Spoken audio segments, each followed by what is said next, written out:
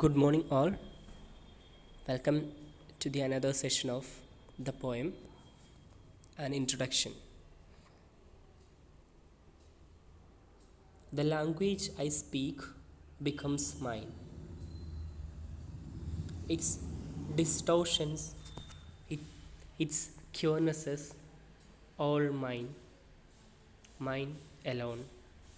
It's half English, half Indian, funny perhaps, but it is honest. It is as human as I am human. Don't you see? But it is honest. It is as human as I am human. Don't you see? It voices my joys, my longings, my hopes. It voices my joys, my longings, my hopes. And it is useful to me as going is to cross or roaring to the lions.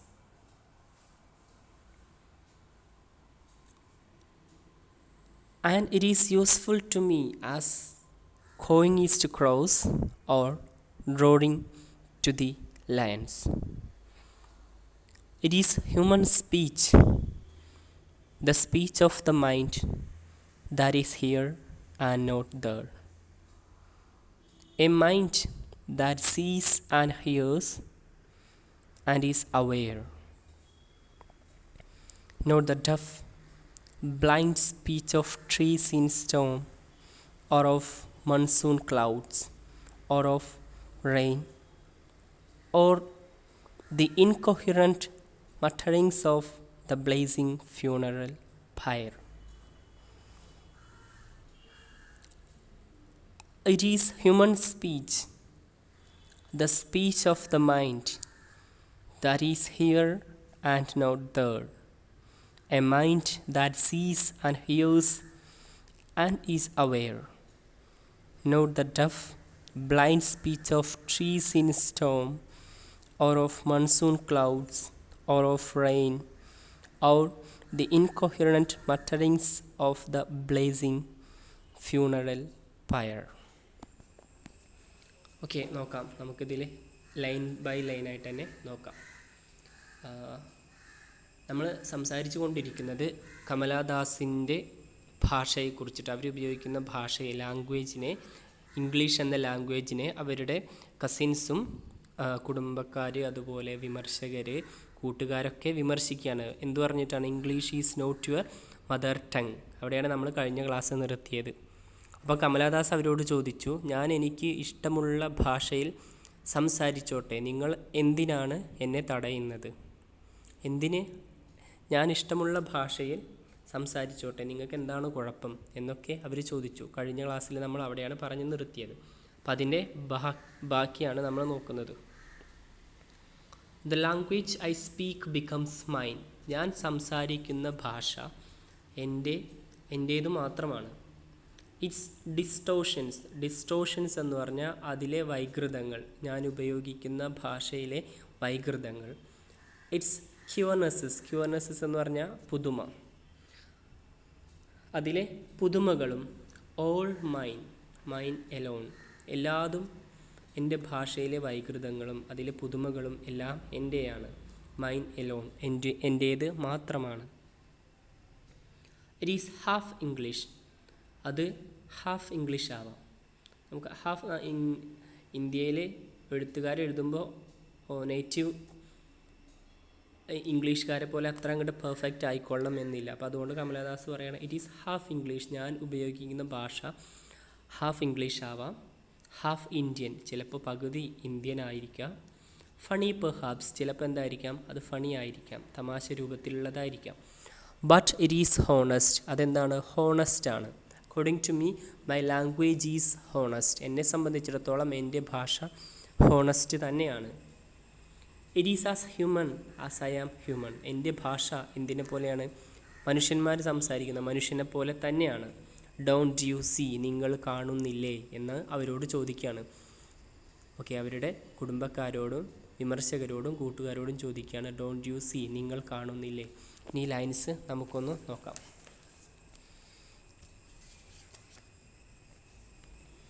The language I speak becomes mine. Its distortions, its curenesses, all mine, mine alone. It is half English, half Indian, funny perhaps, but it is honest. It is as human as I am human, don't you see? Here, the language in which she writes is her own, along with all its imperfections and strangeness. അവരുപയോഗിക്കുന്ന ഭാഷയിലെ ഇംപെർഫെക്ഷൻസും അതുപോലെ സ്ട്രേഞ്ച്നെസ്, പുതുമ ഒക്കെ എന്താണ്? അവരുടേത് മാത്രമാണ്. And here we can see that the language is not fully English. That's why the poet says that it is half English, which means the language is not fully English. Yet she considers it is to be honest. But she considers it is to be honest. She know that her language is not fully English. But here she considers it's to be honest. ഞാൻ ഉപയോഗിക്കുന്ന ഭാഷ full English അല്ല, എങ്കിൽ പോലും അത് എന്നെ സംബന്ധിച്ചിടത്തോളം honest ആണ്.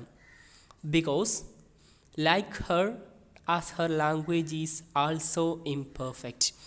Here the poet shows that like her, എന്നെപ്പോലെ, as her language is also imperfect. എന്നെപ്പോലെ തന്നെയാണ് എൻ്റെ ഭാഷ, ഞാൻ ഇംപെർഫെക്റ്റ് ആണ്. അതുപോലെ തന്നെയാണ് എൻ്റെ ഭാഷ. നമ്മൾ ഓരോ മനുഷ്യന്മാരും അത്ര പെർഫെക്റ്റ് അല്ല, എല്ലാവരും ഇംപെർഫെക്റ്റ് ആണ്. ഓക്കെ, അതൊക്കെ നമുക്കറിയാം. അതുകൊണ്ട് കമലാദാസ് ഇവിടെ പറയാണ്, എന്നെപ്പോലെ എൻ്റെ ഭാഷയും എന്താണ്? ഇംപെർഫെക്റ്റ് ആണ്. Okay, in these lines the poet shows her ownership of the English. Through these lines the poet shows her ownership of the English and also the freedom of using it. Here the poet shows her ownership of the English. ഇംഗ്ലീഷിൻ്റെ ഓണർഷിപ്പാണ് അവർ ഈ വരികളിലൂടെ കാണിക്കുന്നത്. കൂടാതെ and also the freedom of using it, ആ English എന്ന ഭാഷ ഉപയോഗിക്കാനുള്ള liberty, freedom കൂടിയാണ് അവരിവിടെ കാണിച്ചു തരുന്നത്. She is imperfect but this makes Har A human. കൂടാതെ പോയിറ്റ് ഇതും കൂടി പറയുന്നുണ്ട്, ഷീ ഈസ് ഇംപെർഫെക്റ്റ്, ഞാൻ ഒരിക്കലും പെർഫെക്റ്റ് അല്ല, ഇംപെർഫെക്റ്റ് ആണ്. അതുകൊണ്ട് തന്നെ but this makes Har human, അതുകൊണ്ട് അവളെ ഇതൊരു മനുഷ്യനാക്കി എന്നാണ് പറയുന്നത്. Thus, she should not be scolded for her mistakes or shortcoming. Poet പറയാണ്, അതുകൊണ്ട് she should not be scolded, അതുകൊണ്ട് എന്നെ സ്കോൾഡ് ചെയ്യേണ്ട, ചീത്ത പറയേണ്ട കാര്യം നിങ്ങൾക്കില്ല. എന്തിന്? For her mistakes or shortcoming. Shortcoming means deficiency. എൻ്റെ കഴിവില്ലായ്മയെയും അതുപോലെ എനിക്കുണ്ടാകുന്ന തെറ്റുകളുടെയും പേരിൽ എന്നെ നിങ്ങൾ ചീത്ത പറയേണ്ട കാര്യമില്ല എന്നും പോയിറ്റ് ഈ വരികളിലൂടെ പറഞ്ഞു വയ്ക്കുന്നുണ്ട്.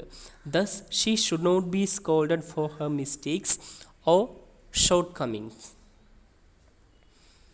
കൂടാതെ നിങ്ങൾ ഈ പോയം മറ്റൊരു തലത്തിൽ ഈ വരികളെ ഇൻ്റർപ്രറ്റ് ചെയ്യുമ്പോൾ, വ്യാഖ്യാനിക്കുമ്പോൾ നമുക്ക് വേറൊരു കാര്യം കൂടി മനസ്സിലാക്കാൻ സാധിക്കും.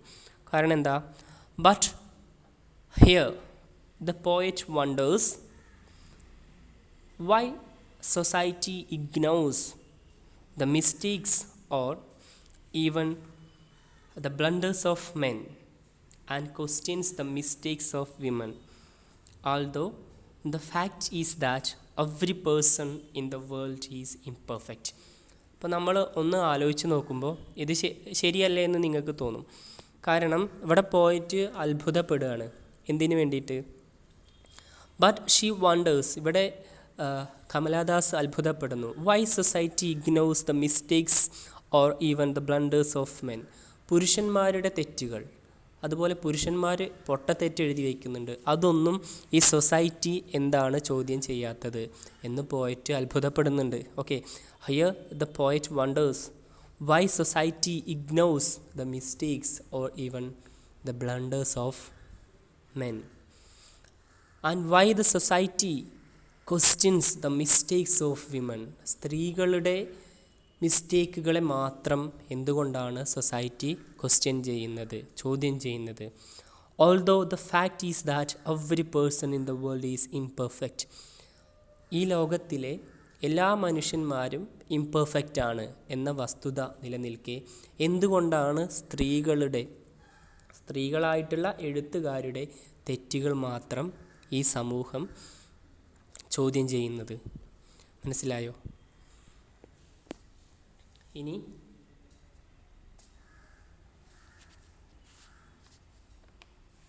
നോക്കാം, അടുത്ത ലൈൻസ് നമുക്ക് നോക്കാം. It voices my joys, my longings, my hopes, and it is useful to me as going is to crows or roaring to the lion. It is human speech, the speech of the mind that is here and not there. A mind that sees and hears and is aware. Not the tough, blind speech of trees in storm, or of monsoon clouds, or of the rain, or the incoherent mutterings of the blazing funeral pyre. It voices my joys, my language voices my joys, my longings, my hopes. Here, the language expresses her joys, grief, and hopes. Here, the poet's language expresses her joys, grief, and hopes. ഇവിടെ അവരുടെ നമ്മുടെ കമലാദാസ് ഉപയോഗിക്കുന്ന ഭാഷ എന്തൊക്കെ കാണിക്കുന്നുണ്ട്? അവരുടെ ജോയ്സ്, സന്തോഷങ്ങൾ, പിന്നെ അതുപോലെ മൈ ലോങ്ങിങ്സ്, എൻ്റെ ആഗ്രഹങ്ങൾ, മൈ ഹോപ്സ്. ഓക്കെ, ഞാൻ ഉപയോഗിക്കുന്ന ഭാഷ എൻ്റെ പ്രതീക്ഷകളെ കാണിക്കുന്നുണ്ട്. അതുപോലെ my joys and my longings. And it is useful to me as cawing is to crows. കാക്കകൾക്ക്, കോയിങ് മീൻസ് കാക്കയുടെ കരച്ചിൽ, കാക്കകൾക്ക് അവയുടെ കരച്ചിൽ ഏതുപോലെ പ്രധാനപ്പെട്ടതാണോ അതുപോലെയാണ് എനിക്ക് എൻ്റെ ഭാഷ. അതുപോലെ റോറിങ് ടു ദ ലയൺ, സിംഹത്തിൻ്റെ ഗർജനം അതിന് എത്രത്തോളം പ്രധാനപ്പെട്ടതാണോ അതുപോലെ തന്നെയാണ് എനിക്കെൻ്റെ ഭാഷയും എന്നാണ് കവയത്രി പറയുന്നത്. ഇറ്റ് ഈസ് ഹ്യൂമൻ സ്പീച്ച്, എൻ്റെ ഭാഷ എന്താണ്? Human speech, the speech of the mind, മനസ്സിൻ്റെ സംസാരമാണ് എൻ്റെ ഭാഷ. That is here and not there. A mind that sees and hears, എൻ്റെ ഭാഷയെ മനസ്സുള്ള ആളുകൾക്ക് കാണാൻ സാധിക്കും, കേൾക്കാൻ സാധിക്കും. And is aware. Not the deaf blind speech of trees in storm, or of monsoon clouds, or of rain, or the incoherent mutterings of the blazing funeral fire. ആ line ശ്രദ്ധിച്ച് കേൾക്കുക. അതിൻ്റെ അർത്ഥം ഇതാണ്: not the deaf blind speech of trees in storm, കൊടുങ്കാറ്റിൽ ആടി ഉലയുന്ന, കൊടുങ്കാറ്റിലെ മരങ്ങളുടെ ശബ്ദം പോലെ അല്ല എൻ്റെ ഭാഷ എന്നാണ് അവർ പറയുന്നത്. Not the deaf blind speech of, not the deaf, deaf എന്ന് പറഞ്ഞാൽ ബധിരമായിട്ടുള്ള, ബ്ലൈൻഡ് എന്ന് പറഞ്ഞാൽ നമുക്കറിയില്ല, അന്ധമായിട്ടുള്ള സംസാരം, നമുക്ക് മനസ്സിലാക്കാൻ സാധിക്കുന്നില്ല. എന്തിൻ്റെ? ഓഫ് ട്രീസ് ഇൻ സ്റ്റോം, കൊടുങ്കാറ്റിലെ മരങ്ങൾ ആടുമ്പോഴുണ്ടാവുന്ന ശബ്ദം നമുക്ക് മനസ്സിലാക്കാൻ സാധിക്കില്ല. അവയുടെ ശബ്ദം ഡഫാണ്, ബ്ലൈൻഡാണ് എന്ന് പോയിട്ട് പറയുകയാണ്. എൻ്റെ ഭാഷ അതുപോലെയല്ല എന്ന് അവർ പറയുകയാണ്. ഓർ ഓഫ് മൺസൂൺ ക്ലൗഡ്സ്, മഴക്കാല മേഘങ്ങളുടെ ശബ്ദം, ഇടിമിന്നലിൻ്റെ ശബ്ദം നമുക്ക് കൺസിഡർ ചെയ്യാം. അത് നമുക്ക് മനസ്സിലാക്കാൻ സാധിക്കുമോ? ഇല്ല. അതുപോലെ അല്ല എൻ്റെ ഭാഷ എന്നാണ് അവർ പറയുന്നത്. ഓർ ഓഫ് റെയിൻ, മഴയുടെ ശബ്ദം നമുക്ക് മനസ്സിലാക്കാൻ സാധിക്കുമോ? ഇല്ല.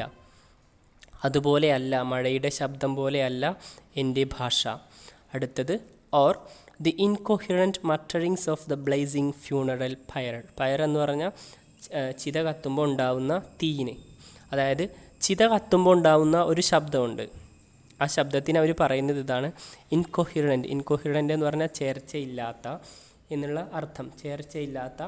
മട്ടറിങ്സ് മീൻസ് പിറുപിറുക്കൽ. ഈ ചിത കത്തുമ്പോൾ ഉണ്ടാകുന്ന ഒരു ശബ്ദമല്ലേ, അത് നമുക്ക് മനസ്സിലാക്കാൻ സാധിക്കുമോ? ഇല്ല. ആ ശബ്ദം ഒന്നും കൺവേ ചെയ്യുന്നില്ല. എൻ്റെ ഭാഷ ചിത കത്തുമ്പോഴുണ്ടാവുന്ന ശബ്ദം പോലെയല്ല. എൻ്റെ ഭാഷ മഴയെപ്പോലെയല്ല. എൻ്റെ ഭാഷ മഴമേഘങ്ങളെ പോലെയല്ല. എൻ്റെ ഭാഷ കാറ്റിൽ ആടി ഉലയുന്ന മരങ്ങളെപ്പോലെയല്ല. ഈ പറഞ്ഞ സംഭവങ്ങളൊന്നും വി കനോട്ട് അണ്ടർസ്റ്റാൻഡ്. ഇവയുടെ ശബ്ദങ്ങളൊന്നും നമുക്ക് മനസ്സിലാക്കാൻ സാധിക്കില്ല. നേരെ മറിച്ച് എൻ്റെ ഭാഷ എന്താണ്? മനസ്സിൻ്റെ ഭാഷയാണ്. അത് നന്നായിട്ട് നിങ്ങൾക്ക് മനസ്സിലാക്കാൻ സാധിക്കും എന്നാണ് പോയറ്റ് പറയുന്നത്. Okay. The language expresses her joys, grief and hopes. For she, it is like cawing is to crows and roaring is to lion. That is an integral part of her expressions. Here the poet says that her language is like cawing is to crows and roaring is to lion, which means it is an integral part of her expression. She further says that her speech is the speech of humans that minds can understand. She further says that her speech is the speech of humans that minds can understand, and not strange and cure like the sound of trees in the storms, or of monsoon clouds, or of rain, or of dead, as these voices. Which voices? The sound of rain, the sound of monsoon clouds, and the sound of trees in the storms, and the sounds of pyre, funeral pyre. These voices cannot be understood. These voices cannot be understood. Clear? Hope you understand. If you have any doubt, contact me through the WhatsApp.